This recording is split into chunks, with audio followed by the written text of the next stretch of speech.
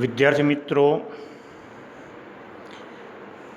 હું મુકેશભાઈ ચૌધરી શ્રીમતી એમ કે પટેલ હાઈસ્કૂલ અને Shrimati AHJ Patel higher secondary school Gozaria શાળા પરિવાર વતી આપ સૌનું હાર્દિક સ્વાગત કરું છું. વિદ્યાર્થી મિત્રો, આપણે જાણીએ છીએ કે પાછલા ઘણા સમયથી સમગ્ર દુનિયા કોવિડ-19 કોરોનાનો શિકાર બન્યા છીએ. એવા સંજોગોમાં એની અસર આપણા શિક્ષણ પર પણ થઈ છે, જેનો અનુભવ તમે ધોરણ 9માં પણ કર્યું છે. અને એમાં મોટાભાગનું શિક્ષણ આપણે ઓનલાઈન મેળવ્યું હતું, એટલે કે પ્રત્યક્ષ ઓફલાઈન શિક્ષણ મેળવી શક્યા નહોતા. કેટલીક પરીક્ષાઓ રદ પણ કરવી પડી હતી, માસ પ્રમોશન આપવામાં આવ્યું હતું. હાલની પરિસ્થિતિ પ્રમાણે વિદ્યાર્થી મિત્રો, ફરીથી એ પરિસ્થિતિ સર્જાઈ છે ત્યારે આપણે ઓફલાઈન પ્રત્યક્ષ શિક્ષણ મેળવવા માટે શાળાએ જઈ શકતા નથી, એટલે ઓનલાઈન શિક્ષણ દ્વારા આપણે ધોરણ 10નો અભ્યાસ કરવા પ્રયત્ન કરીશું. સર્વપ્રથમ તમે સૌ ધોરણ 9માંથી 10મા ધોરણમાં આવ્યા એ બદલ અભિનંદન છે. ધોરણ 10માં પ્રવેશવા બદલ આપ સૌનું શાળા પરિવાર તરફથી હાર્દિક સ્વાગત છે. વિદ્યાર્થી મિત્રો, આપણે ધોરણ 10ની અંદર વિષય સામાજિક વિજ્ઞાન, એની અંદર 1 થી 21 પ્રકરણો જે છે એનો અભ્યાસ કરવાનો છે. અને એ 1 થી 21 પ્રકરણોમાં માધ્યમિક શિક્ષણ બોર્ડ ગાંધીનગર જે પ્રશ્નપત્રનું પરિરૂપ તૈયાર કરે એ પ્રમાણે આપણે પ્રથમ પરીક્ષા, પ્રિલિમિનરી પરીક્ષા અને વાર્ષિક પરીક્ષા આપવાની રહે છે. જ્યારે બોર્ડ નક્કી કરશે કે આ પ્રકારનું પ્રશ્નપત્ર પરિરૂપ છે અથવા તો 2019 મુજબનું જે 80+20 ગુણનું જે પ્રશ્નપત્ર પરિરૂપ છે એ અમલમાં રહેશે, તો એની વિગતે ચર્ચા આપણે જો પ્રત્યક્ષ વર્ગમાં ભેગા થઈશું તો સારી રીતે સમજી શકીશું, તો એ વખતે એ સમજવા પ્રયત્ન કરીશું. અથવા જો ઓનલાઈન શિક્ષણ જ ચાલુ રહેશે અને એ પદ્ધતિ પ્રશ્નપત્રના પરિરૂપની અમલી રહેશે, તો એ પણ હું તમને સારી રીતે સમજાવવા ઓનલાઈન પ્રયત્ન કરીશ. 1 થી 21 પ્રકરણો અને આપણે બાળમિત્રો 4 વિભાગોમાં વહેંચીશું, જેમાં 1 થી 7 પ્રકરણ જે છે એ ઇતિહાસ વિભાગમાં છે. જ્યારે 8 થી 14 પ્રકરણ જે છે એ ભૂગોળ વિભાગમાં છે. જ્યારે 15 થી 18 પ્રકરણ જે છે તે અર્થશાસ્ત્રમાં છે. અને 19, 20, 21 જે છે તે સામાન્ય રીતે સમાજશાસ્ત્ર વિભાગમાં છે. એટલે એ પ્રમાણે આપણે ઇતિહાસ વિભાગની અંદર પ્રથમ પ્રકરણ સમજવા, શીખવા, માહિતી મેળવવા પ્રયત્ન કરીશું. પણ એ પહેલાં થોડુંક ધ્યાન રાખીશું કે આપણે વિદ્યાર્થી મિત્રો સારા માર્ક્સ મેળવવા માટે વિડીયો પૂરેપૂરો પહેલાં તો જોવો, ખાલી ટચ કરીને મૂકી દેવો નહીં. તમને 30-40 મિનિટનો અહીંયાથી જે શીખવવામાં આવે એ શાંતિથી સાંભળો, અંદર આવે તે જુઓ, જે તમને સમજાવવા માટે પ્રયત્ન કરવામાં આવે તે બરાબર સાંભળો, જુઓ. અને ત્યાં ન સમજાય તો એવા વખતે સ્ટોપ કરીને, કારણ કે યુટ્યુબ ઉપર વિડીયો આ અપલોડ થશે એટલે તમે ગમે ત્યારે પણ આ વિડીયો જોઈ શકશો, સમજી શકશો. એટલે એવા વખતે એ સમજીને સામે પુસ્તકમાં જે આપ્યું છે તે વાંચવાનો, સમજવાનો પ્રયત્ન કરો કે આપણે વિડીયોમાં જે જોયું એ પ્રમાણે પુસ્તકમાં શું છે તે, અને એ પ્રમાણે એના આવતા ક્વેશ્ચન 1, 2, 3 કે 4 માર્ક્સના ક્વેશ્ચન છે એને તમે અલગ પાડીને સમજવાનો પ્રયત્ન કરો. અને આપણી શાળાની અંદર દર અઠવાડિયે કોઈ પણ એક વિષયનો નક્કી કરેલા દિવસે ટેસ્ટ યોજાશે. અને એ ટેસ્ટ જે છે તમારે લખીને શાળામાં જમા કરાવવાનો રહેશે. જે આચાર્યશ્રી સૂચના આપશે ત્યારબાદ એ અમલમાં આવશે. તો એવા વખતે જો વિડીયો પૂરેપૂરો જોયેલો હશે તો તમે ટેસ્ટની અંદર પૂરેપૂરા માર્ક્સ લાવી શકશો. સીધા એના જવાબો વિદ્યાર્થી મિત્રો તમે લખવા જશો તો ક્યારેક બધા જવાબો પુસ્તક કે અન્ય જગ્યાએ ન પણ આપેલા હોય, એટલે વિડીયો જોવો એ ખૂબ જ અગત્યની બાબત છે, ખૂબ જ જરૂરી છે. બાકીની વિગતો આપણે આગળ જેમ જેમ શીખીશું ત્યારે તમને સમજાવતા રહીશું. આજે આપણે વિદ્યાર્થી મિત્રો મેં 4 વિભાગ કહે એ પ્રમાણે આપણે વિભાગ 1 જે ઇતિહાસ છે એ ઇતિહાસની અંદર આપણે શીખવાનો પ્રયત્ન કરીશું. તો સર્વપ્રથમ આ ઇતિહાસ શું છે એ જાણવું ખૂબ જ જરૂરી છે. તમારી મોબાઈલ સ્ક્રીન ઉપર તમે જોઈ શકો છો આપણે ઇતિહાસ શબ્દ લખ્યો છે એની સંદેશૂટી પાડી છે. એમાં તમે જોઈ શકો છો પ્રથમ લાઈનમાં ઇતિ વત્તા હ વત્તા આસ જેનો શબ્દાર્થ બને છે ઇતિહાસ, અને એનો અર્થ સમજવાનો પ્રયત્ન કરીએ આપણે તો ઇતિ એટલે અગાઉ જે ઘટનાઓ બની છે તે, હ એટલે આમ જ, અને આસ એટલે બનેલું. અગાઉ આવું જ આ જ પ્રકારે બનેલું હોય એ જે ઘટના વિગત માહિતી હોય એને આપણે સામાન્ય રીતે ઇતિહાસ કહીએ છીએ. હવે બાળ મિત્રો, હજારો વર્ષ પહેલાંનો ઇતિહાસ જે છે એ આપણે જાણવો ખૂબ જ મુશ્કેલ પડે. જે તે ઘટના વિગત માહિતી જ્ઞાન બધું જે છે તે પુરાવા વગર આપણે માની શકતા નથી કે આ ઘટના બની હતી, આ રાજા થઈ ગયા, આવું રાજ્ય હતું, એમાં લોકો સુખી સમૃદ્ધ હતા. તો એ બધું જે છે પુરાવાઓને આધારે જ આપણે જાણી શકીએ છીએ. એટલે હજારો વર્ષ પહેલાંના ઇતિહાસને સમજવા માટે પુરાવાઓ ખૂબ જ અગત્યની બાબત છે. તો તમારા મોબાઈલ સ્ક્રીન ઉપર તમે જોઈ શકો છો, તમને જે ચિત્રો દેખાય છે બાળ મિત્રો એ પુરાણા છે, ખૂબ જ જૂના છે, અને એના આધારે જ જે તે વખતનો આપણે ઇતિહાસ એટલે કે જે આપણે કહ્યું અગાઉ બનેલું કે આમ જ બનેલું જે છે એ જાણી શકીએ છીએ. તો એમાં એ જાણવા માટે તમે જોશો કે મુદ્રા છે, પ્રાચીન ગ્રંથો છે, પુસ્તકો છે, હસ્તપ્રતો છે, સ્મારકો છે, ઇમારતો, મકાનો, શિલાલેખો, તામ્રપત્રો, મૂર્તિઓ, શિલ્પો, ગુફાચિત્રો, વાસણો, હથિયારો, ઘરેણાં, આ બધા જે આપણને મળી આવે છે એના આધારે એના ઉપર રહેલા ચિત્રો કે જે ચિત્રલિપિ હોય અથવા અન્ય ભાષાની જે લિપિ હોય એ લિપિ ઉકેલીને આપણે એ કયા સમયની એ વિગતો અથવા તો એ અવશેષો છે એ જાણી શકીએ છીએ. અને એ અવશેષોને આધારે જ એ જે તે વખતનો આપણે ઇતિહાસ જાણી શકીએ છીએ. તો આ પ્રારંભિક આપણે ઇતિહાસ શબ્દ જે છે એને સમજવાનો પ્રયત્ન કર્યો. તો અહીંયા તમારા મોબાઈલ સ્ક્રીન ઉપર તમે જોઈ શકો છો કે વિવિધ જે તમને આપવામાં આવ્યું છે, જેમ કે અહીંયા તમે જોઈ શકશો આ સિક્કાઓ છે, આ હસ્તપ્રતો છે, આ વિવિધ પ્રકારના ઘરેણાં જે છે એ ખાસ કરીને આપણી પ્રાચીન હડપ્પીય સંસ્કૃતિમાંથી મળી આવ્યા છે તે છે. પછી આ શિલ્પ સ્થાપત્યના નમૂનાઓ જે છે એ જે છે એના ઉપરથી જે છે આપણે ઇતિહાસ જાણી શકીએ છીએ. તો આ બાબતો મૂળભૂત રીતે ઇતિહાસને જાણવા માટે મદદરૂપ થતી હોય છે. તો હવે આપણે ઇતિહાસની અંદર જે 7 પાઠ છે, પ્રકરણ છે, એમાંથી પ્રથમ પ્રકરણ વિશે આપણે માહિતી મેળવવાનો પ્રયત્ન કરીએ બાળ મિત્રો. તો એની અંદર આપણે પ્રથમ પ્રકરણ જે છે ભારતનો વારસો, એના વિશે આપણે માહિતી મેળવવા પ્રયત્ન કરીશું. આપણે જાણીએ છીએ કે વિશ્વની જે પ્રાચીન સંસ્કૃતિઓ જે થઈ ગઈ એ પ્રાચીન સંસ્કૃતિઓમાં આપણી પ્રાચીન સંસ્કૃતિ જે છે એ પણ ખૂબ જ જાણીતી સંસ્કૃતિ છે. તો એમ કહી શકાય કે ભારત પ્રાચીન સંસ્કૃતિ ધરાવતો દેશ છે. આપણે જાણીએ છીએ કે આપણા હિન્દુ ધર્મના અનેક પ્રાચીન ગ્રંથો લખાયા છે, અને એ પ્રાચીન ગ્રંથો દ્વારા આપણને આપણા ભવ્ય વારસાની માહિતી મળે છે.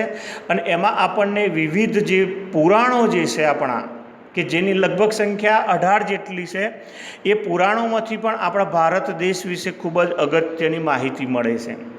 તો એમાંનો એક આપણે પ્રાચીન ગ્રંથ જે વિષ્ણુ પુરાણ છે, એ વિષ્ણુ પુરાણની અંદર આપણા દેશ વિશે એક શ્લોક આપવામાં આવ્યો છે, જે તમારી મોબાઈલ સ્ક્રીન ઉપર છે અને પુસ્તકમાં પણ જે પ્રકરણનું પ્રથમ પાનું છે ત્યાં આગળ પણ છે, એ પણ તમે સાથે જોતા રહેશે. ઉત્તરમ યચ્છ સમુદ્રસ્ય હિમાદ્રેશ ચૈવ દક્ષિણમ વર્ષ તદ ભારત નામ ભારતી યત્ર સંસતિ. એ જે શ્લોક વિષ્ણુ પુરાણમાં આપવામાં આવ્યો છે એનો બાળ મિત્રો અહીં આગળ અર્થ આપણે સમજવાનો પ્રયત્ન કરીએ તો એનો અર્થ એ થાય છે કે સમુદ્રની ઉત્તરે અને હિમાલયની દક્ષિણે આવેલ સ્થળનું નામ ભારત વર્ષ છે. ઉત્તરમ યત સમુદ્રસ્ય હિમાદ્રેશ ચૈવ દક્ષિણમ, એટલે કે સમુદ્રની ઉત્તરે અને હિમાલયની દક્ષિણે આવેલ સ્થળનું નામ ભારત વર્ષ છે, એવું આ શ્લોકમાં જણાવવામાં આવ્યું છે. વર્ષ તદ ભારત એટલે કે ભારત વર્ષ નામે સ્થળ છે અને એમાં રહેતા જે સંતાનો છે, નામ ભારતી યત્ર સંસતિ એટલે કે તેના સંતાનો જે છે તે ભારતીયો છે એમ આપણને જણાવવામાં આવે છે. તો અહીંયા આગળ તમે આ ભારતનો આજનો જે નકશો છે બાળ મિત્રો, એની અંદર તમે સમજી શકશો કે અહીંયા આગળ આ ઉત્તરે આ હિમાલય અને દક્ષિણે તમે જોશો તો આ ત્રણેય બાજુએ જે છે એ સમુદ્ર આપેલો છે. તો એ હિમાલય અને આ સમુદ્ર મહાસાગરની વચ્ચે આવેલો આ જે છે એ ભારત વર્ષ છે. અને એ ભારત વર્ષને નીચે તમે જોઈ શકશો જુદા જુદા નામે ભરતખંડ, જંબુદ્વીપ, આર્યાવર્ત આ વગેરે શબ્દોથી ઓળખવામાં આવે છે. એટલે અહીંયા આગળ તમે જોશો તો પૂર્વમાં, દક્ષિણમાં અને પશ્ચિમમાં એમ ત્રણ જગ્યાએ, ત્રણ બાજુએ સમુદ્ર આવેલો છે અને ઉત્તરમાં હિમાલયની વિશાળ એવી કુદરતી સીમાઓ ધરાવતી હિમાલયની પર્વતમાળા આવેલી છે, એ પણ તમે અહીંયા આગળ જોઈ શકો છો. તો આપણો દેશ એ વખતે સોને કી ચિડિયા બાળ મિત્રો કહેવાતો, એટલે કે આપણે સુખી અને સમૃદ્ધ હતા. તેથી અનેક વિદેશી પ્રજાઓ જે છે તે આપણા દેશમાં જે છે તે આકર્ષાઈને વ્યાપાર કરવા માટે આવી. જેમ કે શક લોકો છે, ક્ષત્રપ છે, કુષાણ છે, હુણ છે, ઈરાનના લોકો છે, તુર્ક લોકો છે, આરબો, મુગલ, પારસી અને છેલ્લે યુરોપિયન લોકો જે છે એ ભારતમાં આવ્યા હતા અને એમનો મુખ્ય આશય જે હતો એ વેપાર કરવાનો હતો. અને આગળ જતાં આ લોકો જે છે તે આપણી સંસ્કૃતિમાં હળી મળી ગયા. હવે એમાં જોઈએ આપણે પહેલું ભારત વર્ષ. તો એ વખતે ભારત જે છે એ હમણાં આપણે જે તાજેતરનો નકશો જોયો એના કરતાં વિશાળ નકશો હતો બાળ મિત્રો.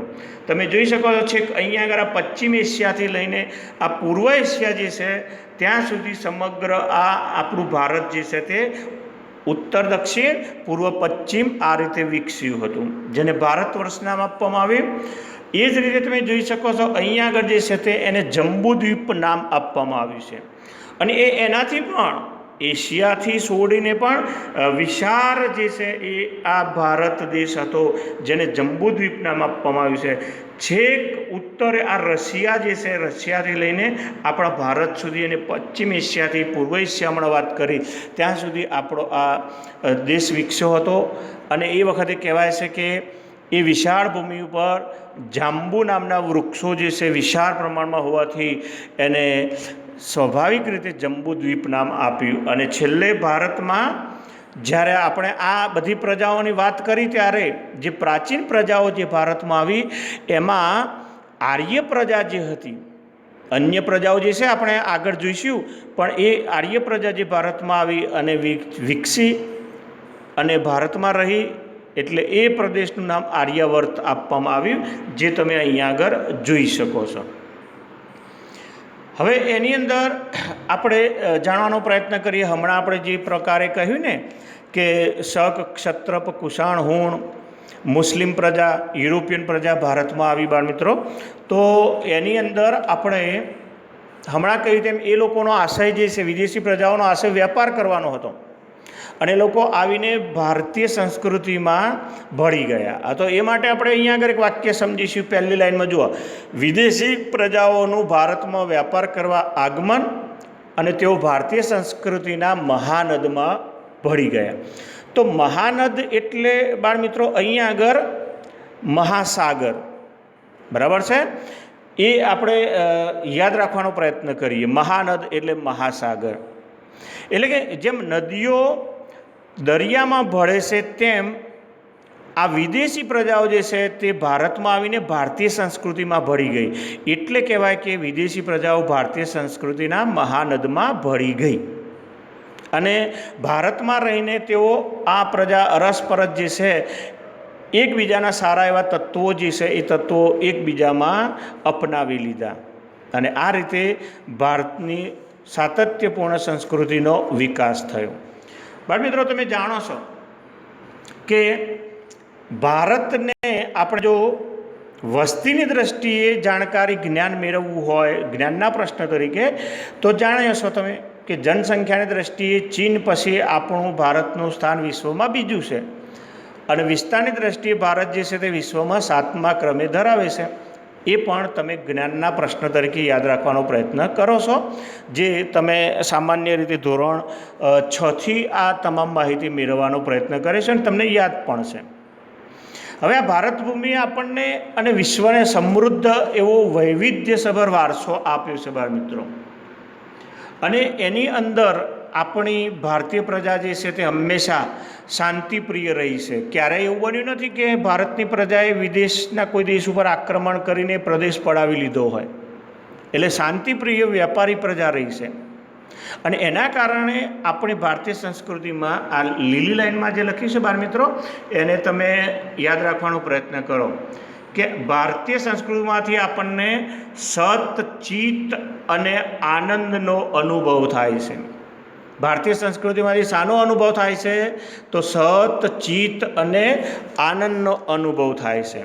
હવે અહીંયા આગળ સત શબ્દ એટલે અનંત અસ્તિત્વ, એટલે કે જેનો ઉદ્ભવ થયો છે અને ત્યાર પછી એનું અસ્તિત્વ કાયમી છે, એને સત કહેવાય, અનંત અસ્તિત્વ કહેવાય. અને એનું શ્રેષ્ઠ ઉદાહરણ આપવું હોય તો આ ભારત દેશ, ભારત ભૂમિ, ભારતીય સંસ્કૃતિ. એટલે ભારતીય સંસ્કૃતિને સનાતન સંસ્કૃતિ પણ કહેવામાં આવે છે, જે આપણે બીજા શબ્દમાં સમજીશું ચિત્ત.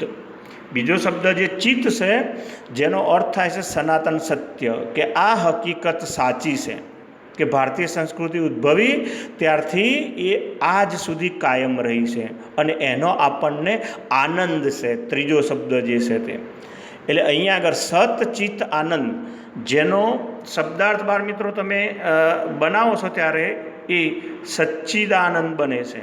બરાબર છે? તમે આ સચ્ચિદાનંદ શબ્દ બનાવી શકો છો આ રીતે, સત, ચિત્ત, આનંદ, સચ્ચિદાનંદ. તો આ એનો અર્થ થયો, એની સમજ થઈ. એટલે આ રીતે આ ભિન્ન ભિન્ન સંસ્કૃતિઓના આદાન પ્રદાનથી ભારતીય સંસ્કૃતિ જે છે તે સમૃદ્ધ બની. હવે એ સમૃદ્ધ બનાવવામાં કોઈ એક વ્યક્તિ અથવા કોઈ એક પ્રજા અથવા કોઈ એક સંસ્કૃતિનો જ ફાળો છે એવું કહી શકાય નહીં. અને એ ભારતીય સંસ્કૃતિ જે છે એને આપણે પહેલાં જાણવાનો, નામ યાદ રાખવાનો પ્રયત્ન કરો બાળ મિત્રો. એને સિંધુ ખીણની સંસ્કૃતિ તરીકે ઓળખવામાં આવે. છેલ્લી લાઈન જુઓ, સિંધુ ખીણની સંસ્કૃતિ. ભારતીય સંસ્કૃતિને કયા નામે ઓળખવામાં આવે છે? તો સિંધુ ખીણની સંસ્કૃતિ, જેને આપણે હડપ્પીય સંસ્કૃતિ પણ કહીએ છીએ. એટલે આ સંસ્કૃતિની શરૂઆતથી લઈને આજ સુધી એ ભારતની ઓળખ રહી છે.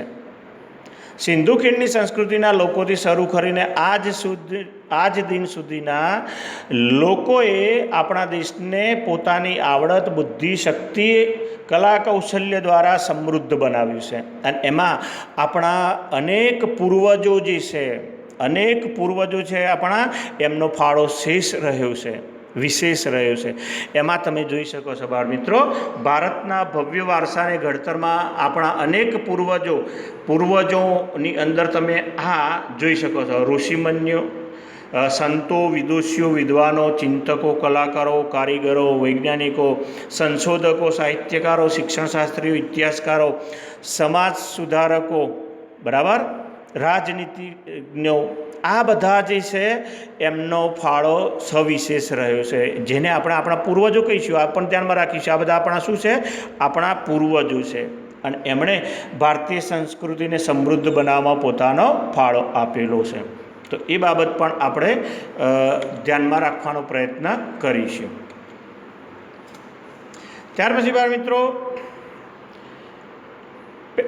એની અંદર જે શબ્દો આવ્યા એને આપણે સમજવાનો પ્રયત્ન કરીએ. એમાં વિશેષ શબ્દો તો ખાસ જે એની અંદર એક તો આપણે સચ્ચિદાનંદ શબ્દ સમજ્યા, એવી રીતે વિદુષી શબ્દ જે આવે બાળ મિત્રો, બરાબર, એ વિદુષી શબ્દ જે છે એને પણ આપણે થોડોક જાણવાનો પ્રયત્ન કરીએ. આ વિદુષી પ્રાચીન કાળમાં ભારતમાં ઋષિમુનિઓ સાથે શાસ્ત્રાર્થ કરી શકે. ધ્યાન રાખીશું. પ્રાચીન કાળમાં ભારતમાં શાસ્ત્રાર્થ કરી શકે કોની સાથે? તો ઋષિમુનિઓ સાથે. પ્રાચીન કાળમાં ભારતમાં ઋષિમુનિઓ સાથે શાસ્ત્રાર્થ કરી શકે એવી વિદ્વાન જે સ્ત્રીઓ થઈ ગઈ તેમને વિદુષી કહેવામાં આવતી હતી. આ બરાબર ધ્યાનમાં રાખીશું. અને એ વખતે બાળમિત્રો આવા શ્રેષ્ઠ ઋષિમુનિઓ જે થઈ ગયા, બરાબર છે, જેમ કે વિશ્વામિત્ર થઈ ગયા, બરાબર છે, આ બધા જે ઋષિમુનિઓ થઈ ગયા એમની સાથે એ વખતે વિશ્વ આરા છે, અપાલા છે, ગોસા છે, આ નામની જે સ્ત્રીઓ થઈ ગઈ એ વિદુષી તરીકે ઓળખાતી હતી. વિદ્વાન તો વિદ્યા જાણનાર જે છે તે વિદ્યા જાણનાર જે છે એને વિદ્વાન તરીકે આપણે ઓળખીએ છીએ. તો આ રીતે આ આપણા બધા પૂર્વજો જે છે એને આપણે બરાબર ધ્યાનમાં રાખીશું. ને આ બધા થકી ભારતીય સંસ્કૃતિનું નિર્માણ થયું છે એમ આપણે કહીએ તો ખોટો નથી. તો એમાં આપણે પહેલો શબ્દ વિદુષી સમજ્યા. એ જ રીતે હવે પરીક્ષાની દ્રષ્ટિએ જે મહત્ત્વનો શબ્દ છે બાળમિત્રો એ સંસ્કૃતિ છે. તો સંસ્કૃતિ શબ્દને આપણે સમજવાનો પ્રયત્ન કરીએ તો પહેલાં જે આપણે શરૂઆતમાં જાણ્યું ઇતિહાસ આમ જ બનેલું, બરાબર, તો એમાંથી થોડીક આપણને માહિતી મળે છે. જેમ કે પૃથ્વીના ભૂભાગ પર માનવનો સંચાર થયો ત્યારથી, પૃથ્વીના ભૂભાગ પર માનવનો સંચાર થયો ત્યારથી એના જીવનનું જે ઘડતર થવાની શરૂઆત થઈ તેને માનવ વિજ્ઞાનની પરિભાષામાં સંસ્કૃતિ કહે છે. આ એનો શબ્દાર્થ થયો. જેમાં આપણે છેલ્લી લીટી લખ્યું છે ને એ જાણવાનો પ્રયત્ન કરીએ. છેલ્લી લીટી જે છે એ પહેલાં જાણવાનો પ્રયત્ન કરીએ. આ બરાબર છે. એની અંદર તમે જાણી શકશો કે એની અંદર કોનો સમાવેશ થાય? તો માનવ સમાજની ટેવો, મૂલ્યો, આચાર વિચાર, ધાર્મિક પરંપરાઓ, રહેણીકરણી, બોલી, પહેરવેશ, રીત રિવાજ, સામાજિક આર્થિક પ્રવૃત્તિઓ, સાહિત્ય, મૂલ્યો, આ બધું જ જે છે એ એની અંદર સમાવેશ થતો હોય છે. ટૂંકમાં એમ કહેવું હોય, ટૂંકમાં કે સંસ્કૃતિ એટલે શું? તો સંસ્કૃતિ એટલે જીવન જીવવાની રીત. સંસ્કૃતિ એટલે આપણી પાસે જે કાંઈ છે તે. સંસ્કૃતિ એટલે ગુફાથી ઘર સુધીની માનવ જીવન વિકાસ યાત્રા. ગુફાથી ઘર સુધીની માનવ વિકાસ યાત્રા. અને છેલ્લે યાદ રાખો, સંસ્કૃતિ એટલે માનવ મનનું ખેડાણ. આપણે જાણીએ છીએ કે માનવીનો ઉદ્ભવ થયો એને શરૂઆતમાં ભટકતું જીવન ગાળતો હતો. ધીરે ધીરે એ ગુફામાં રહેવા લાગ્યો અને ગુફાથી આજ સુધી એણે અત્યારે આપણે જ્યારે સમજી રહ્યા છીએ ત્યારે એણે ઘર એટલે કે ઊંચા ઊંચા બિલ્ડિંગો, મકાનો બનાવ્યા, ત્યાં સુધી એનો જે વિકાસ થયો એ તમામ જે બાબતો છે એની અંદર આવતી એને આપણે સંસ્કૃતિ તરીકે ઓળખીએ છીએ. હવે આ સંસ્કૃતિ જે છે એ એના બે પ્રકાર પડે છે. એ સંસ્કૃતિ સમજ્યા પછી આપણે મહત્ત્વનો શબ્દ સમજવાનો પ્રયત્ન કરીશું અને એ શબ્દ છે વારસો. ભારતીય સંસ્કૃતિને સમજ્યા પછી ભારતીય સંસ્કૃતિનો વારસો સમજવું હોય તો એમાં પહેલો શબ્દ આપણે વારસો. અને આ બહુ સહેલામાં સહેલું વાર મિત્રો પૂછાતું હોય છે ને આપણે યાદ રાખીએ, બહુ જ સહેલું છે. જુઓ, વારસો એટલે શું? આપણને આપણા પૂર્વજો તરફથી મળેલી અમૂલ્ય ભેટ. હમણાં આપણે જે આપણા પૂર્વજો જે કહ્યા, ઋષિમુનિઓ જે છે, સંતો, વિદુષીઓ, વિદ્વાનો, ચિંતકો, કલાકારો વગેરે, તો એ બધા તરફથી આપણને જે આપણને મળ્યું, જેમ કે મૂલ્યો મળ્યા, બરાબર છે, વિચારશૈલી મળી, આપણને વિવિધ પ્રકારની બોલી, ભાષા, પહેરવેશ, પરંપરાઓ જે મળી, આ બધું આપણને જે મળ્યું છે, અને સાથે સાથે આપણને ભૌતિક સુવિધાઓ જે એમના તરફથી મળી છે, એને આપણે સામાન્ય રીતે વારસા તરીકે સમજવાનો પ્રયત્ન કરીએ છીએ. અને આપણો આ વારસો જે છે તે 1, 2, 3, 4 એમ 50-100 વર્ષ જૂનો નથી, હજારો વર્ષ જૂનો છે. એમ કહીએ કે છેવટે 5000 વર્ષ જૂનો છે એમ પણ આપણે કહી શકીએ. અને એની અંદર આપણે વારંવાર પ્રતિજ્ઞા લેતા હોઈએ છીએ, હું મારા દેશને ચાહું છું અને તેના સમૃદ્ધ અને વૈવિધ્યપૂર્ણ વારસાનો મને ગૌરવ છે. તો આ આપણને આપણા પૂર્વજો તરફથી મળ્યું છે બાળમિત્રો, એ આપણે ધ્યાન રાખીએ. હવે આ વારસો જે છે એના મુખ્ય 2 પ્રકાર પડે છે, જે તમે મોબાઈલ સ્ક્રીન ઉપર જોઈ શકો છો બાળમિત્રો. પ્રાકૃતિક વારસો અને સાંસ્કૃતિક વારસો. બહુ જ સરળ છે, યાદ રાખવું.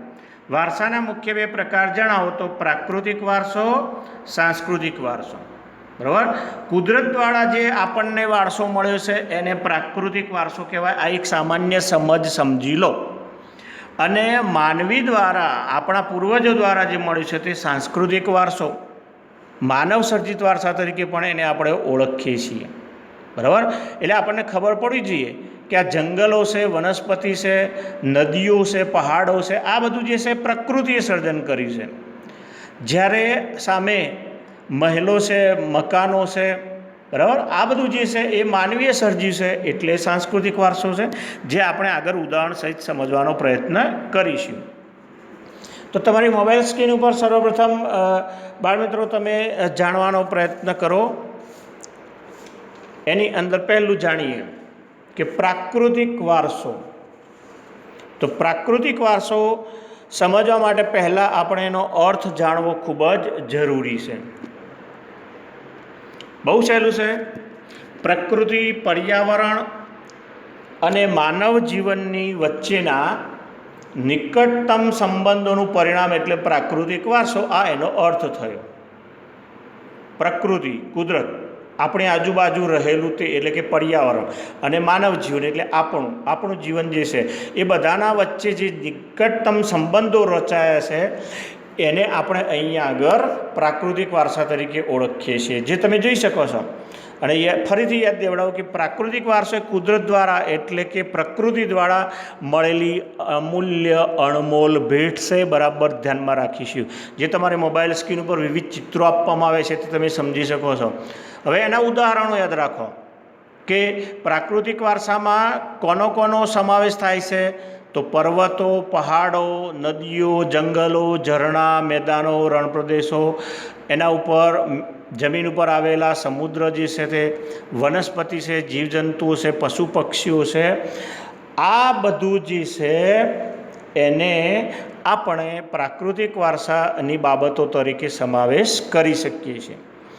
એ સિવાય ખનિજો જે છે એ પણ આ પ્રાકૃતિક વારસાની દેણ છે, એ આપણે બરાબર યાદ રાખવાનો પ્રયત્ન કરીશું.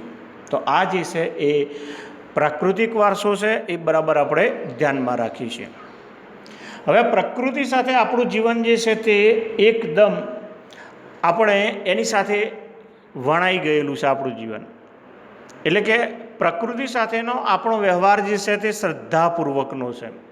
આપણે પ્રકૃતિના કોઈ પણ તત્વો હોય તો એ તત્વોને શ્રદ્ધાપૂર્વક પૂજવાનો પ્રયત્ન કરીએ છીએ, એની સાથે આપણે જીવવાનો પ્રયત્ન કરીએ છીએ. અને એ બાબતના 2 ઉદાહરણો બાળમિત્રો યાદ રાખીશું. તમે અહીંયા મોબાઈલ સ્ક્રીન ઉપર પહેલી બાબત જે છે તે તમે જોઈ શકો છો. બરાબર, ખાસ યાદ રાખીએ. આપણો પ્રકૃતિ સાથેનો વ્યવહાર શ્રદ્ધાપૂર્વક છે. એના ઉદાહરણ આપો તો પંચતંત્રની વાર્તાઓ અને બૌદ્ધ ધર્મની જાતક કથાઓ. પંચતંત્ર વિષ્ણુ શર્મા નામના જે આપણા ઋષિમુનિ જે થઈ ગયા, એમને પંચતંત્રની વાર્તાઓ નામે 5 વિભાગોમાં વહેંચાયેલો જે વાર્તા ગ્રંથ લખેલો હતો બાળમિત્રો, એ જે છે એ, અને ભગવાન બુદ્ધ જે થઈ ગયા, આપણે જાણીએ છીએ બૌદ્ધ ધર્મના સ્થાપક, એમણે જે છે બાળમિત્રો બૌદ્ધ ધર્મની સ્થાપના કરી. તો એમના પૂર્વ જન્મમાં એવો શું હતા એ જણાવવા માટેનો જે ગ્રંથ છે બૌદ્ધ ધર્મની જાતક કથાઓ, તો આ બે દ્વારા આપણે પ્રકૃતિ સાથેનો આપણો વ્યવહાર શ્રદ્ધાપૂર્વક છે એ આપણે સમજી શકીએ છીએ.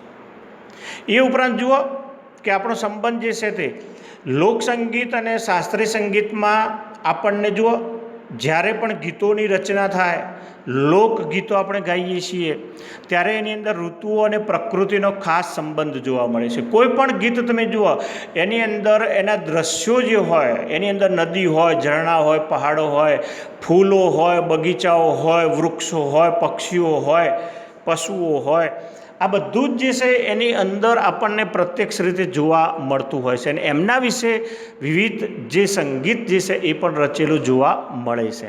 અને સાથે સાથે જુઓ એ જ બાબતો જે છે તે આપણા ગીતો, તહેવારો, કવિતાઓ અને ચિત્રો જે છે એની અંદર પણ આ પ્રકૃતિ અને ઋતુચક્રનું નિરૂપણ જોવા મળ્યું છે, એ પણ યાદ રાખીશું.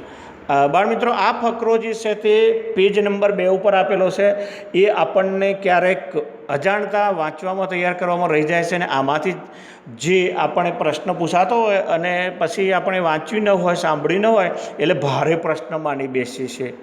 તો એ આ ફકરો જે છે પાન નંબર 2 ઉપર જે બીજો ફકરો આપે છે, ખાસ બરાબર આ મોબાઈલ સ્ક્રીન ઉપર દેખાય છે એ બરાબર તમે તૈયાર કરી લેશો. ત્યાર પછી અન્ય બાબત જે છે તે જુઓ તમે કે આપણી ચિકિત્સા પદ્ધતિ પ્રકૃતિ પર આધારિત છે.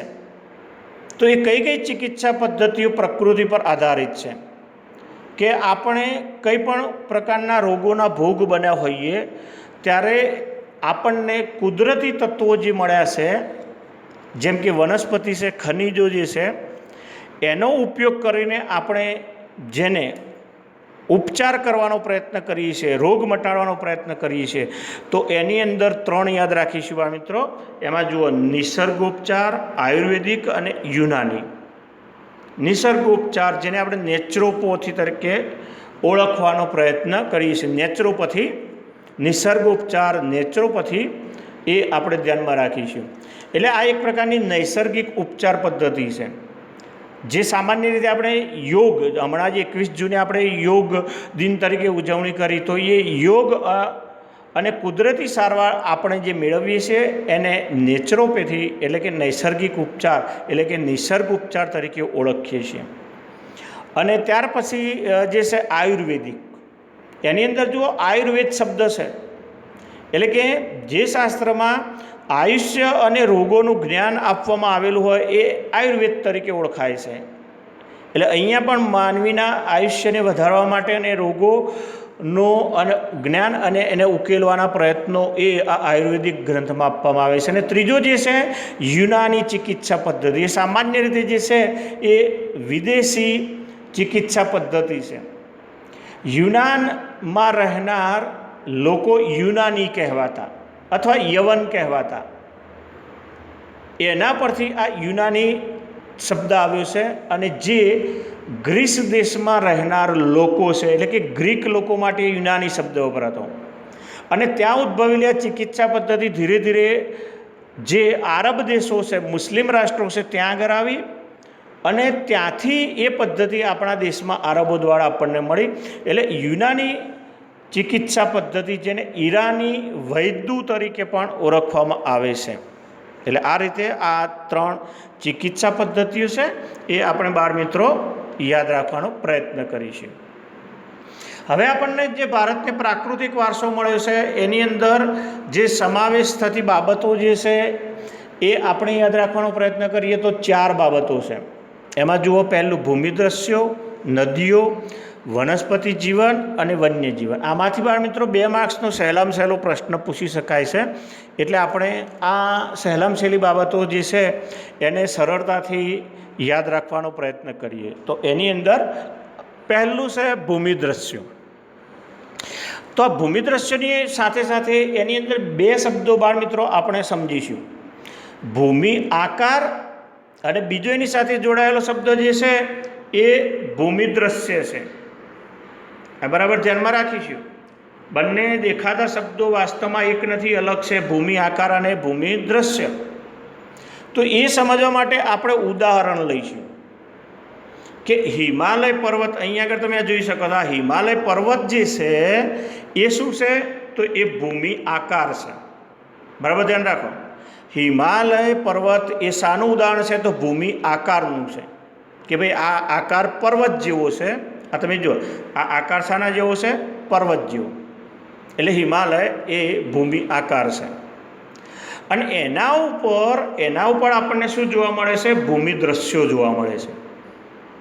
તો એના ઉપર તમે જોઈ શકો છો કે ભાઈ આ વનસ્પતિ હોય, ઝરણા, નદી, પાણી હોય, ખનિજો હોય, બરાબર છે. તો એ બધું, અને સાથે સાથે એની અંદર પશુ પક્ષીઓ હોય, આ બધા જ જે છે એ આ ભૂમિ આકાર ઉપર જોવા મળે છે. અને એમાં માનવી વસાવેલા આ મંદિરો વગેરે જે છે એ પણ એક રચનાનો ભાગ છે. એટલે એ પણ એ ભૂમિ દ્રશ્યો છે, એ પણ આપણે ધ્યાનમાં રાખીશું. તો ફરીથી સમજો, હિમાલય એ ભૂમિ આકારનું દ્રશ્ય છે, બરાબર. પરંતુ એના ઉપર ભૂમિ દ્રશ્યો જે જોવા મળે છે તે કયા છે? તો વનસ્પતિ, નદી, સરોવરો, ઝરણા, બરાબર છે, બરફથી છવાયેલા શિખરો, ખડકો, ખનિજો, આ બધું જે છે એ ભૂમિ દ્રશ્યો છે જે પર્વતની ઉપર જોવા મળે છે. હવે હમણાં આપણે જે આ જે જોયા તે બદ્રીનાથ, કેદારનાથ, તો આ બધું શું છે?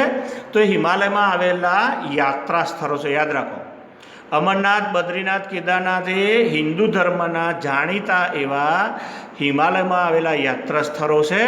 અને એની સાથે સાથે નંદાદેવી અને કાંચનજંગા જે છે તે હિમાલયમાં આવેલા, ભારતમાં આવેલા ઊંચા શિખરો છે.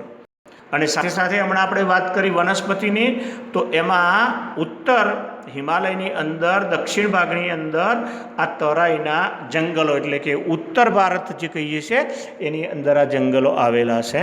તો એ પણ આપણે ધ્યાનમાં રાખીશું. ત્યાર પછી મારા મિત્રો, અહીંયા આગળ તમે જુઓ, બીજો ભાગ જે છે તે નદીઓ. આમાંથી 2 માર્ક્સનો પ્રશ્ન પૂછાય કે આપણે નદીઓને લોકમાતાનું બહુમાન આપ્યું છે, કારણ આપો. બહુ સહેલામાં સહેલો પ્રશ્ન પૂછાય છે.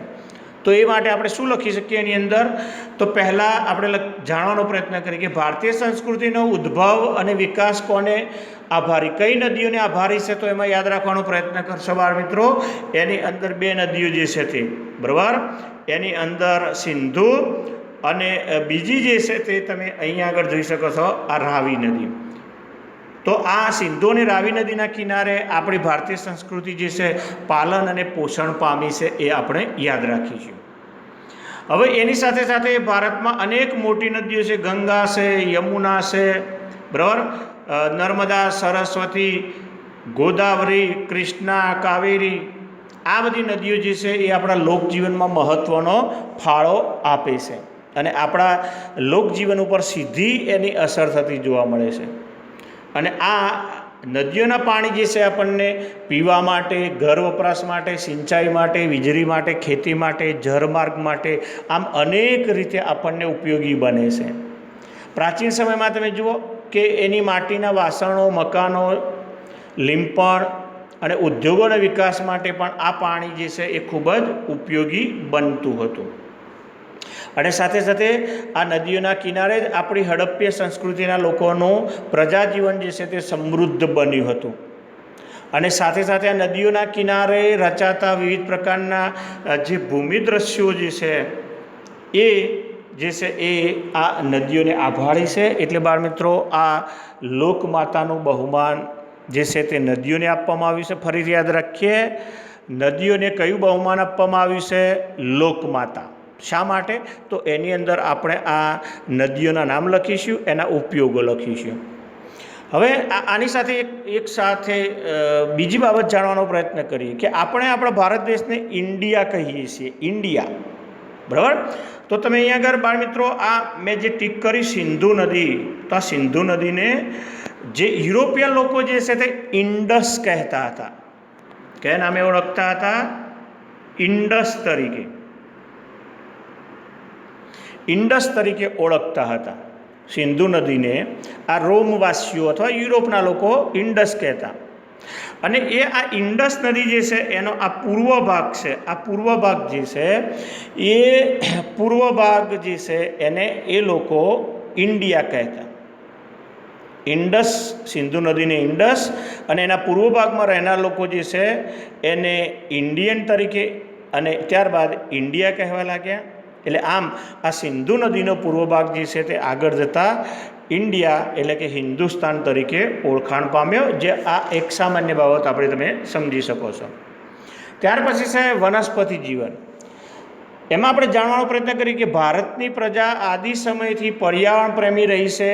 તો એનું કારણ, એનો જવાબ, ભારતની પ્રજા આદિ સમયથી પર્યાવરણ પ્રેમી રહી છે તો એની સાક્ષી તરીકે આપણે એમ કહી શકીએ કે ભારતના લોકો જે છે તે પર્યાવરણ પ્રેમી રહ્યા છે. કેમ? તો એનો વૃક્ષ પ્રેમ, પુષ્પ પ્રેમ, છોડવાઓ પરત્વેનો આદર જે છે, આ બધાને કારણે કહી શકાય કે પ્રાચીન કાળથી ભારતીય લોકો જે છે તે પર્યાવરણ પ્રેમી રહ્યા છે.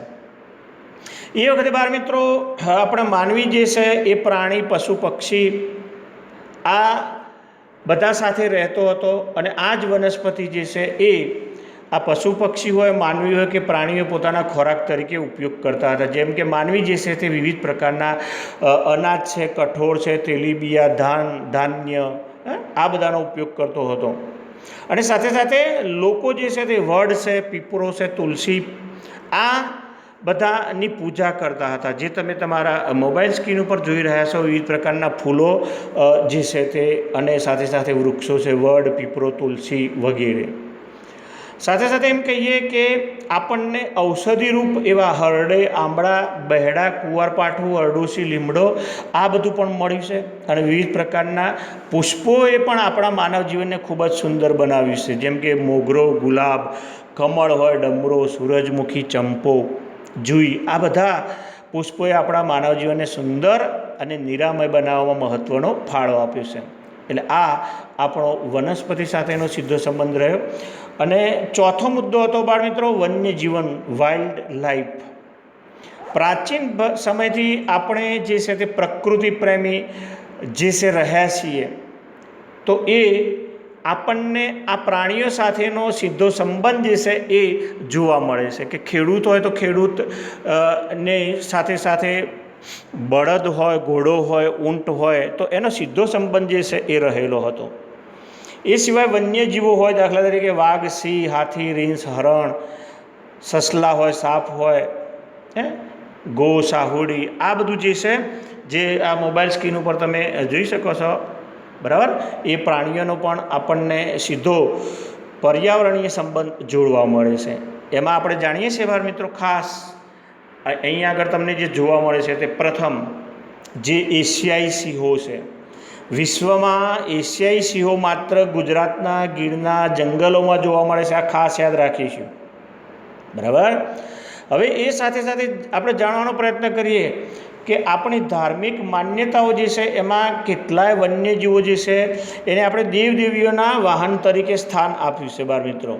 જેમાં વાઘ હોય, મોળ હોય, મગર છે, ગરુડ છે, આ બધા જે પ્રાણીઓ છે, પક્ષીઓ છે. જેમ કે આપણે વાત કરીએ કે મા સરસ્વતી આપણને હંસ ઉપર જોવા મળે છે, બરાબર. ભગવાન શિવ જે છે તે નંદી એટલે કે બળદ ઉપર જોવા મળે છે. મૂષક એટલે કે ઉંદર ઉપર ભગવાન ગણેશજી જોવા મળે છે. એમના ભાઈ કાર્તિકેય જે મોર ઉપર સવાર થતા જોવા મળે છે. વાઘ હમણાં આપણે વાત કરી તો મા અંબે માં છે. સિંહ ઉપર દુર્ગા માતા જોવા મળે છે. ભગવાન વિષ્ણુ ખુદ ગરુડ ઉપર જોવા મળે છે. તો આ રીતે આ દેવદેવીઓને આપણે આપણી ધાર્મિક માન્યતાઓમાં વિશેષ સ્થાન આપ્યું છે. અને છેલ્લે એની અંદર જાણવાનો પ્રયત્ન કરીએ કે આપણા કેટલાક વિશેષ પ્રાણીઓને આપણે આપણી રાષ્ટ્રીય મુદ્રામાં આકૃતિ તરીકે સ્થાન આપીને એમનો મોભો વધાર્યો છે. તો એની અંદર બાળ મિત્રો આપણે ખાસ યાદ રાખવાનો પ્રયત્ન કરીએ, રાષ્ટ્રીય મુદ્રા એટલે શું, એ બાબત જે છે એ આપણે ખાસ યાદ રાખવાનું છે, બરાબર છે. તો એની અંદર આપણે આ છેલ્લો પ્રયત્ન જે વન્યજીવન છે એની અંદર યાદ રાખીશું. એની અંદર ખાસ છેલ્લું તમે જુઓ વાક્યની અંદર આપેલું છે બાળ મિત્રો, આ રાષ્ટ્ર મુદ્રા. તો શું, બહુ સિમ્પલ, સહેલું. આઝાદ હિન્દ ની પસંદ કરવામાં આવેલી મુદ્રાને રાષ્ટ્રમુદ્રા કહે છે, જે હિન્દનું રાષ્ટ્ર ચિહ્ન છે. આઝાદ હિંદની પસંદ કરવામાં આવેલી મુદ્રાને જે છે તે રાષ્ટ્રમુદ્રા તરીકે ઓળખવામાં આવે છે. એ આપણે ધ્યાનમાં રાખીશું. એટલે એની વ્યાખ્યા કરવી તો આ રીતે: ભારતે આઝાદી પછી પોતાનું રાષ્ટ્રીય ચિહ્ન પસંદ કર્યું, જે રાષ્ટ્રીય મુદ્રા તરીકે ઓળખાય છે, જેમાં 4 સિંહ, ઘોડો અને બળદની આકૃતિ છે. અને આ જે છે તે સારનાથના સ્તંભ પરથી લેવામાં આવી છે. આ આકૃતિ આપણે ધ્યાનમાં રાખીશું, બરાબર. સારનાથના સ્તંભ પરથી, જે આપણે આ પાઠમાં આગળ જતાં વિશેષ વાત કરીશું, જ્યારે સાંસ્કૃતિક વારસો આપણે શીખીશું ત્યારે. તો આ રીતે બાળ મિત્રો, આપણે આજે આ પ્રથમ પ્રકરણની શરૂઆતમાં ભારતનું સ્થાન, વિસ્તાર, તેનો વૈવિધ્યસભર વારસો, સંસ્કૃતિ અને વારસાનો અર્થ, વારસાના પ્રકારો 2 લીધા. એની અંદર ભારતના પ્રાકૃતિક વારસાની અંદર ભૂમિદ્રશ્યો, નદીઓ, વનસ્પતિ જીવન, વન્યજીવન વગેરેનો આપણે એના વિશે જાણવા પ્રયત્ન કર્યો. હવે જ્યારે તમને પ્રશ્નોના જવાબો લખવાના કહેવામાં આવે ત્યારે તમે આ વિડીયો પરથી એના જવાબો સરળતાથી શીખી શકશો. જય હિન્દ, જય ભારત. કોવિડ-19 કોરોનાથી બચવા માટે માસ્ક અવશ્ય પહેરીએ, બિનજરૂરી ઘર બહાર નીકળીએ નહીં, અને બહાર જઈને જ્યારે ઘરમાં આવીએ ત્યારે સેનેટાઈઝર કે કોઈ પણ સાબુથી પોતાના હાથ ચોક્કસ સ્વરૂપે ધોઈએ અને ત્યારબાદ જ ઘરમાં પ્રવેશ કરીએ, અને ખાણીપીણી ઉપર કંટ્રોલ રાખીએ. ફરીથી જય હિન્દ, જય ભારત.